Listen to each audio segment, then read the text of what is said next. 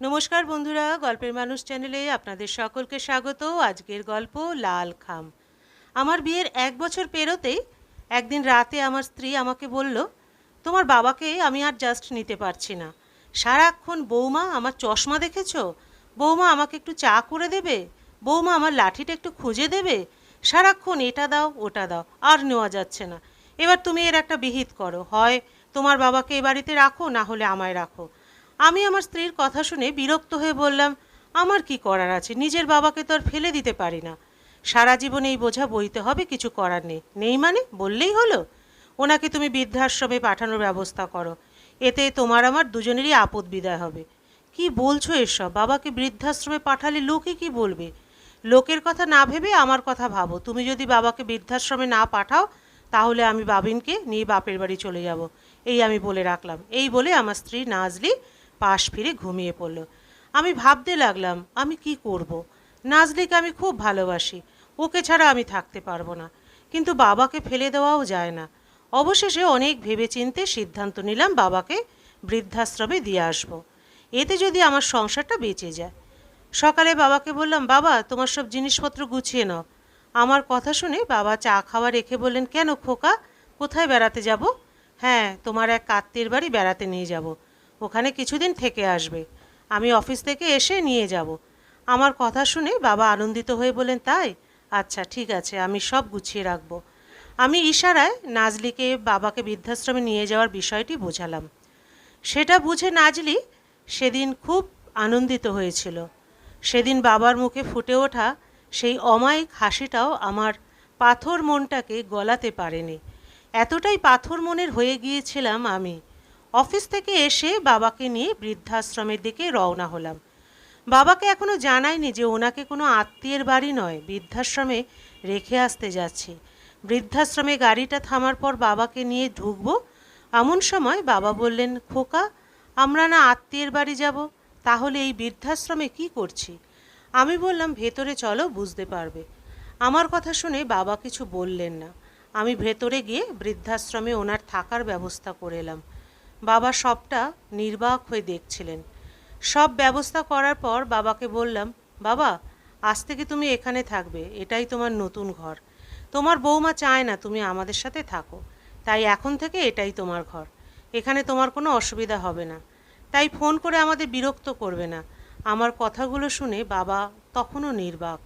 হয়তো নিজের ছেলের কাছ থেকে পাওয়া এত বড় আঘাত উনি মেনে নিতে পারছেন না। ওনার চোখের কোণে জল চিকচিক করছে, কিন্তু আমি সেটাকে পাত্তা না দিয়ে চলে যেতে আসতেই বাবা পেছন থেকে কান্নামাখা কণ্ঠে বলে ওঠেন, তোর এত বড় বাড়ির একটা কোনো আমার জায়গা হলো না রে খোকা, এতটাই বোঝা হয়ে গিয়েছি তোর কাছে আমি। বাবার কথা শুনে আমার খারাপ লাগলেও সেটাকে পাত্তা না দিয়ে ওখান থেকে চলে এলাম। পেছনে তাকালে হয়তো বাবার আঘাতে ভেঙে পড়া মুখটা দেখতে পেতাম। বাবাকে ওখানে রেখে আসার বেশ কয়েক মাস হয়ে গেছে। যে শান্তির জন্য বাবাকে ওখানে রেখে এলাম সেটার দেখা এখনো অবধি পাইনি। প্রথম কয়েকদিন ভালো গেলেও এখন নাজলি আর আমার মধ্যে ভীষণ ঝগড়া হয়। এখন ঝগড়ার বিষয় হলো বাবিন। নাজলি আর আমি দুজনেই চাকরিজীবী, তাই বাবিনকে দেখাশোনা কে করবে তাই নিয়ে কথা কাটাকাটি হয়। আগে বাবা থাকায় বাবিনকে বাবার কাছে রেখে নিশ্চিন্তে থাকা যেত। আজ অফিসে একটা গুরুত্বপূর্ণ মিটিং হবে, এমন সময় বৃদ্ধাশ্রম থেকে খবর এলো বাবা মারা গেছেন। আমাকে নাকি ওনার দাফন কাজের জন্য ওখানে যেতে হবে। এটা শুনে আমি ভীষণ বিরক্ত হলাম। আমি বললাম, আমি যেতে পারবো না, আমার অফিসে কাজ আছে, আপনারা তা সেরে নিন, যত টাকা লাগে আমি পাঠিয়ে দেবো। আমার কথা শুনে বৃদ্ধাশ্রমের পরিচালক কিছুক্ষণ চুপ করে থেকে বললেন, ঠিক আছে পাঠিয়ে দিন। অফিসের কাজ শেষে বাড়িতে আসলাম, ততক্ষণে বাবাকে দাফন করা হয়ে গেছে। নাজলি এখনও ফেরেনি, বাবিন স্কুলে। বাড়িতে ঢোকার সময় একটা ডাক পিয়ন এসে বলল, এটা রিহান আলমগীরের বাড়ি? হ্যাঁ, আমি রিহান আলমগীর। কেন, কি হয়েছে? আপনার নামে একটা চিঠি আছে, দিন। ডাকপিয়ন একটা লাল খাম বের করে আমার হাতে দিল। ডাকপিয়ন বলল, আপনাকে এত এত চিঠি কেন পাঠায় বলুন তো? প্রতি সপ্তাহে একটা করে লাল খামে মোড়া চিঠি দিয়ে যায়। আমি অবাক হয়ে বললাম, প্রতি সপ্তাহে মানে? আজই তো আমি প্রথম চিঠি পেলাম। হ্যাঁ, প্রতি সপ্তাহে আপনার নামে এরকম চিঠি আসে, একজন মহিলা রিসিভ করেন, সম্ভবত আপনার মিসেস। ও আচ্ছা, আপনি আসতে পারেন। ডাকপিয়ন চলে গেলে আমি গিয়ে বাকি চিঠিগুলো খুঁজতে লাগলাম। নাজলি তো কখনো আমায় এই চিঠির বিষয়ে বলেনি। অনেক খোঁজাখুঁজির পর একটা ড্রয়ারে অনেকগুলো লাল খাম দেখতে পেলাম। বুঝতে পারলাম এগুলোতেই বাকি চিঠি আছে। সবগুলো খামের ওপর বাবার নাম লেখা। আমি একে একে সব চিঠি পড়তে লাগলাম। চিঠিগুলো পড়ে আমার কষ্টে বুক ফেটে যাচ্ছে। একেবারে প্রথম চিঠিতে লেখা, খোকা একবার আসবি বাবা? অনেক দিন হলো তোকে দেখি না, তোকে বড্ড মনে পড়ে। বাড়িতে ফোন করলে বৌমা কেটে দেয়, তাই তোকে চিঠি দিচ্ছি। একবার দাদুভাইকে নিয়ে আসবি? পরের চিঠিতে লেখা, খোকা এলি না কেন বাবা? তোর অপেক্ষায় যে আমি বৃদ্ধাশ্রমের পথ চেয়ে থাকি, আসবি একবার, তোকে একবার দেখতাম। এভাবে একে একে সবগুলো চিঠি পড়তে লাগলাম। বাবার সর্বশেষ চিঠি যেটা আজ এসেছে সেটা খুলে পড়তে লাগলাম। আদরের খোকা, কেমন আছিস খোকা? তোকে অনেকগুলো চিঠি দিলাম, কিন্তু তুই একটা বারের জন্যও এলি না। জানিস খোকা, আজ তোর ছেলেবেলার কথা খুব মনে পড়ছে। তুই আমার আর তোর মায়ের বড্ড আদরের ছিলি। যেদিন তোকে প্রথম ডাক্তার আমার কোলে দেয়, সেদিন তোর মুখ দেখে আমার যে স্বর্গীয় অনুভূতি হয়েছিল সেটা তোকে আমি কখনো বোঝাতে পারবো না। আমার মনে হচ্ছিল পৃথিবীতে প্রথম আমিই বাবা হচ্ছি। তোকে ভালোভাবে মানুষ করার জন্য আমি আর তোর মা আর কোনো দিন সন্তান নিইনি। জানিস, যেদিন তুই প্রথম আদো আদো মুখে আমাকে বাবা বলে ডেকেছিলি, সেদিন আমার মনে হচ্ছিল আমি পৃথিবীর সেরা সুখ পেয়ে গেছি। জানিস খোকা, আমার আঙুল ধরে তুই প্রথম হাঁটতে শিখেছিলি।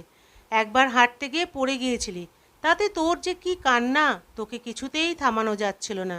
তখন তোকে আমি একটা হলুদ রঙের খেলনা গাড়ি কিনে দিয়েছিলাম। গাড়িটা পেয়ে তোর কী যে আনন্দ, মনে আছে সে কথা? হয়তো তোর মনে নেই, কিন্তু আমি ভুলতে পারিনি। তারপর তোকে যেদিন স্কুলে ভর্তি করে দিয়ে এলাম, সেদিনও তোর কি কান্না। তুই কিছুতেই আমাকে ছেড়ে থাকবি না। আস্তে আস্তে তুই এইটুকু বাবু থেকে এত বড় হলি, খুব ভালো চাকরি পেলি। সবাইকে বলতাম, ওই দেখো ওটা আমার ছেলে। তারপর তোর বিয়ে হলো, ঘরে বৌমা এলো। আমার কোনো মেয়ে ছিল না, তাই বৌমাকে আমি আমার মেয়ে ভেবেই স্নেহ করতাম। বৌমাকে আমার এটা ওটা করতে বলতাম। এতে বৌমা বিরক্ত হতো, বুঝতে পারতাম। কিন্তু আমিও যে নিরুপায় ছিলাম রে। বয়স হচ্ছে, লাঠি ছাড়া হাঁটতে পারতাম না, চশমা ছাড়া দেখতে পারতাম না। নিজের জামা কাপড় ধুতে আমার ভীষণ কষ্ট হতো, তাই বৌমাকে বলতাম। কিন্তু এতে তোরা বিরক্ত হয়ে আমায় বৃদ্ধাশ্রমে রেখে এলি। এখানে আমার একদম ভালো লাগে না, বড্ড একা লাগে রে। তোদের কথা খুব মনে পড়ে। কতদিন বাবিন দাদুভাইয়ের সাথে খেলি না। আমাকে একদিনের জন্য হলেও নিয়ে যাবি বাড়িতে? আজকাল শরীরটাও বেশ ভালো যাচ্ছে না, বোধহয় আমি আর বেশি দিন বাঁচব না। শেষবারের মতো একবার আসবি খোকা, আয় না। তোদের প্রতি আমার কোনো রাগ নেই, কোনো বাবাই পারে না তার সন্তানের প্রতি রেগে থাকতে। কিন্তু মাঝে মাঝে মনে হয় আমি বাবা হিসেবে ব্যর্থ। ব্যর্থ বলেই আমার জীবনের শেষ সময়টুকু বৃদ্ধাশ্রমে কাটাতে হচ্ছে। ইতি, তোর ব্যর্থ বাবা। চিঠিটা পড়ে নিজেকে আর ধরে রাখতে পারলাম না। হাউ হাউ করে কেঁদে উঠলাম। এতটা অমানুষ আমি হলাম কিভাবে? নিজের বাবাকে বৃদ্ধাশ্রমে রেখে এসেছি। যার ঔরসে আমার জন্ম হয়েছিল, তাকে শেষ দেখাটাও দেখতে যাইনি। আজকে বাবাকে হারিয়ে বুঝতে পারলাম আমি আমার জীবনের সবচেয়ে বড় ছায়াটাকে হারিয়ে ফেলেছি। যে মানুষটা নিঃস্বার্থভাবে আমাকে সারাটা জীবন ভালোবেসে এসেছে, তাকে আমি দিন শেষে কষ্ট ছাড়া কিছুই দিইনি। নিজের প্রতি ঘৃণা হচ্ছে। আমি আর সময় নষ্ট না করে বৃদ্ধাশ্রমে গেলাম। সেখান থেকে বাবার কবর কোথায় সেটা জেনে বাবার কবরের সামনে বসে পড়লাম। নতুন কবর দেওয়া হয়েছে। বাবার কবরে হাত বোলাতে বোলাতে কেঁদে কেঁদে বললাম, বাবা, ও বাবা, ফিরে আসো না বাবা। বাবা, কথা দিচ্ছি আর তোমায় কষ্ট দেব না। আমাকে একটা বার ক্ষমা চাওয়ার সুযোগ দাও। আমাকে এভাবে অপরাধী করে চলে যেও না বাবা। সন্তান হিসাবে আমি ব্যর্থ, তুমি নও বাবা। প্লিজ ফিরে এসো। আমি পারবো না এই পাপের বোঝা বইতে। প্লিজ ফিরে এসো। এত আহাজারি করার পরেও বাবা এলেন না। সব কিছু নিস্তব্ধ। বাবার নীরব কবরটা যেন আমায় বলছে, তুই আসতে বড্ড দেরি করে ফেললি খোকা, বড্ড দেরি করে ফেললি। গল্পের সমাপ্তি এখানেই। আবার দেখা হবে পরবর্তী আরেকটি গল্পের সাথে।